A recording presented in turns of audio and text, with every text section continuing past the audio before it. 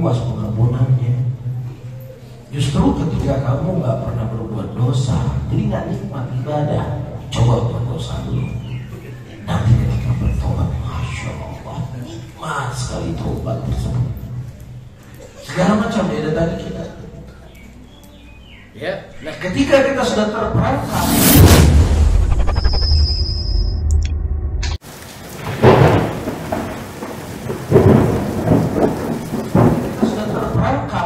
perangkap iblis, berbuat satu dosa, itu akan melahirkan dosa yang kedua. Itu sebuah kepastian.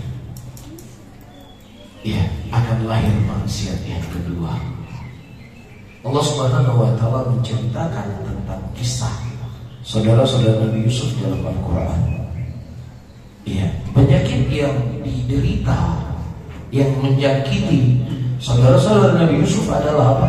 Hasadnya mereka kepada Nabi Yusuf. Ini kan pertama dalam hati kan, dalam hati tersimpan. Kemudian akhirnya mereka membuat perencanaan. Ya, uqtulu Yusuf aw itrahu arda yakhlu lakum wajhu abikum. Bunuhlah si Yusuf ini, atau buang dia sebuah tempat agar pandangan bapak kita hanya kepada kita saja. Baik. Sudah direncanakan dari dosa yang dalam hati, kemudian terucap dengan lisan. Praktekkan oleh mereka, dipraktekkan oleh mereka. Ya, mereka meminta kepada ayahnya, memberikan izin kepada ayahnya untuk membawa Nabi Yusuf alaihissalam. Ya, untuk membawa Nabi Yusuf. Ini kan perencanaan. Jadi sebuah dosa berapa? Pertama hasad. Itu sudah merencanakan. Kemudian kata mereka, nanti kita akan menjadi orang-orang yang soleh. Wa taqulu kembali qauman sholihin. Nanti setelah kita bunuh si Yusuf, udah kita bertobat jadi orang soleh. Baik, akhirnya mereka bawa Nabi Yusuf, dan kemudian mereka buang Nabi Yusuf ke dalam sumur. Ya, apakah setelah mereka membuang Nabi Yusuf ke dalam sumur, mereka bertobat kepada Allah? Tidak. Wa jawala qamisihi bidamin kadhib. Mereka mendatangkan dosa selanjutnya. Kami tadi, kemudian mereka mendatangi pakaian dusta yang mereka laburi dengan darah. Kemudian mereka berkata, kunna nastabiqu wa tarakna Yusufa inda mata'ina faqalu tiba. Ini kami main-main dan kemudian kami pinggiri Yusuf. Tiba-tiba diterkam dari serigala. Padahal serigala nggak tahu apa-apa. Dituduh serigala telah membunuh Yusuf alaihissalam. Satu dosa akan melahirkan dosa yang lain. Satu maksiat akan melahirkan maksiat yang lainnya. Jadi hati-hati. Ya, hati-hati untuk terjatuh dalam dosa kecil atau besar sekalipun. Ya, karena itu tidak akan berhenti pada satu titik. Dia akan bagaikan kanker yang akan merusak dari seluruh organ tubuh kita. Demikian pula dosa dan maksiat. Ya, di awalnya syaitan akan menggambarkan kepada kita akan kelezatan dosa tadi, dan akan tiba suatu saat itu adalah azab yang Allah Subhanahu wa Ta'ala segerakan bagi para pelaku dosa, di mana dia sudah tidak nikmat lagi berbuat dosa, dia sudah tidak nikmat lagi berbuat maksiat, tetapi dia berbuat dosa dan berbuat maksiat seperti yang disebutkan oleh Ibnu Qayyim adalah untuk menghibur hatinya yang kosong. Di awal dia teler, dia menikmati bagaimana fly-nya teler dari nikmat, dia melayang seakan-akan dunia itu semua miliknya. Ya, akan tiba suatu saat dia mabuk, nggak teler-teler, akhirnya dicampur itu biar tambah teler, akhirnya mati. Banyak kan kasusnya. Ya, biasa minuman yang dia teler udah nggak teler lagi. Ya, terkadang ayat ikhwah seperti disebutkan tadi kata Ibnu Qayyim untuk menghibur dirinya. Dia teler bukan lagi untuk menikmati ketelerannya, tapi untuk menghibur hatinya karena dia sudah candu dengan khamar. Begitu juga para penzina. Di awal dia berzina, dia mendapatkan nikmatnya berzina. Akan tiba suatu saat dia akan terus berzina, bukan untuk mendapatkan kenikmatan zina tadi, tetapi untuk menghiburnya hatinya yang kosong. disitulah hidupnya semakin menderita, hidupnya semakin gelisah. Ya, terlebih para hadirin dan hadirat, ya, orang-orang yang menderita penyakit al-ishq. Apa itu penyakit al-ishq? Mabuk cinta. Ya, ini penyakit yang sangat berbahaya. Dia akan membuat hidup seseorang tidak akan pernah bahagia. Allah telah mengset ketenangan hati kita ketika kita isynya kepada Allah Subhanahu wa ta'ala, cintanya kita kepada Allah. Tetapi ketika kita sudah memalingkan isyk kita kepada selain Allah, maka disitulah akan ada yang kesengsaraan yang akan dihadapi dalam hidup kita. Dan lebih parahnya lagi, ya, seperti yang diceritakan oleh Ibnu Qayyim, al-ishq, ya, penyakit al-ishq tersebut, ya, sesama jenis itu akan lebih menderita.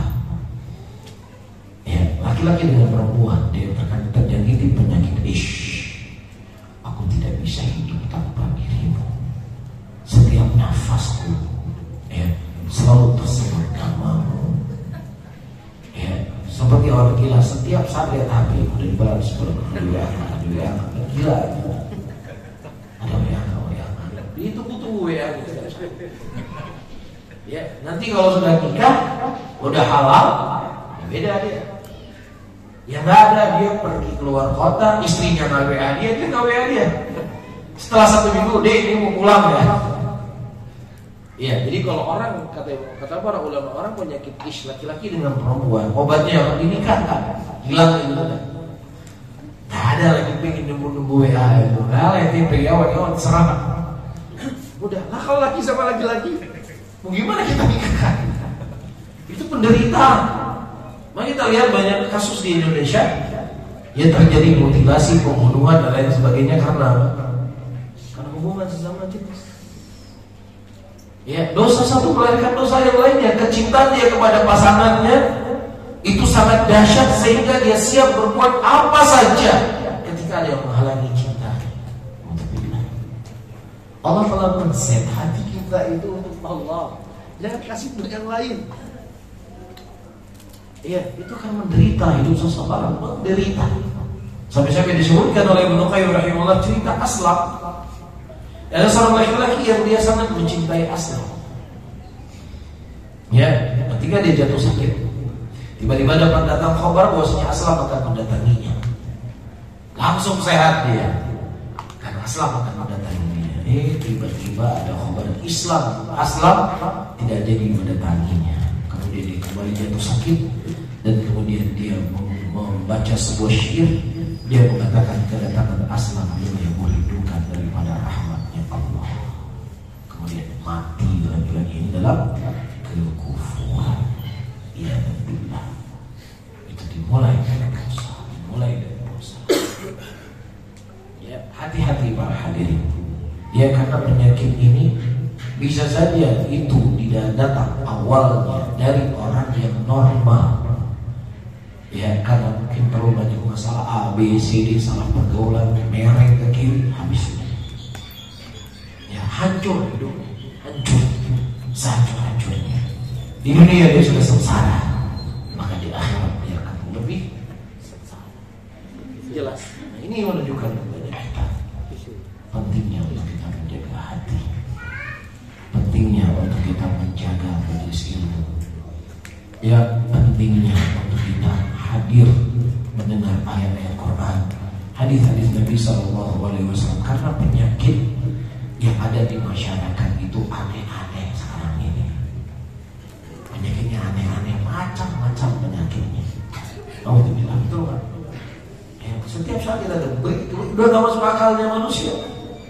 Mungkin iblis pun gak sampai habis pikir sudah dia. Aku goda dia gak sampai segitu, dan buat hal yang aneh. Mungkin iblis menganggap luar biasa. Gak kepikiran sama iblis dosa yang dibuat oleh manusia coba. Ya, dan itu semuanya para hadirin dan hadirat, ya, akan mudah terjangkiti orang-orang yang tidak menjaga hati. Jadi saya ingatkan kembali hadirnya kita di majelis ilmu, Ya bukan hanya sekedar untuk menuntut ilmu supaya kita tahu apa yang kita tahu. Betul, itu salah satu tujuannya. Tapi di antara tujuan kita menuntut ilmu adalah untuk menjaga hati kita. Ya, dan saya khususkan nasihat ini kepada teman-teman yang ikut kajian kalau datang ustaz dari luar saja. Ini bahwa kalau datang Ustaz Syafiq saya mau ikut kajian. Ustaz Syafiq mau berapa tahun kali kemari? Kecuali aku buat kesepakatan sama siapa yang goda saya ya. Ya, harus nunggu datang Ustaz Firanda. Kapan beliau kemari? Ada setahun sekali kemari? Belum pernah lagi sama sekali. Hah? Kita menuntut ilmu itu untuk menjaga hati kita, bukan untuk mencari fulan dan aman. Ya apalagi ikut pengajian bersama. Ini bukan pengajian diambil, mau foto bersama. Ini kan aneh. Sementara syaitan terus menggoda kita, menggiring kita untuk terjatuh dalam dosa dan dalam maksiat. Mafhum? Baik. Kemudian para hadirin yang dimuliakan oleh Allah, fa idza kana dzalika ar-rajul qad asamahu Allah min tilka al-umur.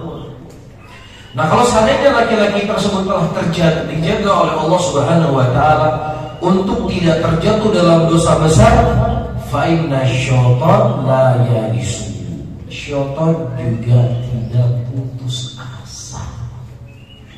Ente nggak berbuat dosa besar, saya berhenti enggak, saya nggak berhenti. Saya nggak berhenti. Apa langkah selanjutnya? Marhalatus saghair.